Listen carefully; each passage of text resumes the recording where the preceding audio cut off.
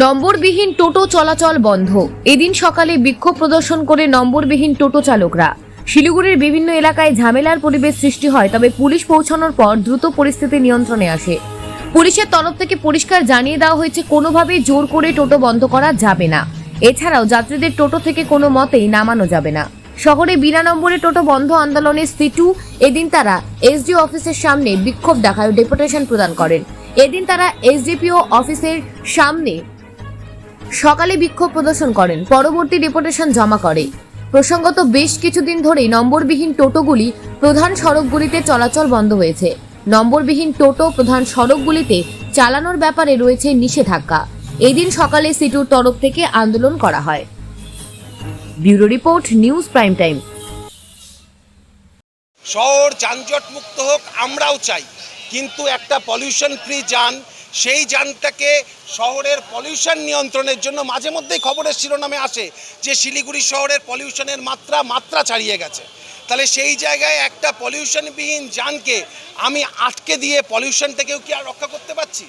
আমরা চাই সরকারের সঠিক পদক্ষেপ, যার মধ্যে দিয়ে মানুষ সুরাহা দেখুক এবং এই গরিব মানুষদেরও তাদের জীবন জীবিকা আক্রান্ত না হোক। ৯,০০০ নম্বরযুক্ত টোটোর পাশাপাশি শিলিগুড়ি শহরে প্রায় আরও ৭,০০০ বিনা নম্বরের টোটো চলছে। এই যে পরিমাণে এই যে জ্যামের সৃষ্টি হচ্ছে, সেই ক্ষেত্রে আপনারা কি চিন্তা করেন? সবার আগে গিয়ে শোরুমগুলো বন্ধ করতে হবে দাদা। সরকার প্রত্যেক দিন শোরুম থেকে নতুন টোটো বিক্রি করবে, আর আমাদেরকে জিজ্ঞেস করা হবে ৯,০০০, আরও ৭,০০০, আরও ৮,০০০, আরও ২৫,০০০ বাইরে আছে, এটা কোনো প্রশ্ন না। প্রথম যদি নিয়ন্ত্রণ করতে হয়, বিক্রিটাকে নিয়ন্ত্রণ করতে হবে। টোটোর বিক্রি শোরুম থেকে বন্ধ করতে হবে। তাও যেই টোটো আছে সেই টোটোদের দায়িত্ব নিতে হবে সরকার। একটা মালিকের দুটো, এটাই আমাদের পরিষ্কার কথা। বন্ধ করতে হবে না। টোটো নিয়ে সমস্যা হচ্ছে। আমরা কিন্তু শিলিগুড়ির নাগরিক, শিলিগুড়ির লোকাল ছেলে পেলে, দীর্ঘদিন হলো এই টোটো নিয়ে আমাদের নাম্বারও আছে। আমরা বরঞ্চ কর্পোরেশনকে ট্যাক্স প্যাক্স সব কিছু আমরাই দিচ্ছি, কিন্তু পকেট রোকে থাকি, তা সত্ত্বেও আমাদের টোটো নাম্বার ছাড়া বন্ধ করে দিচ্ছে।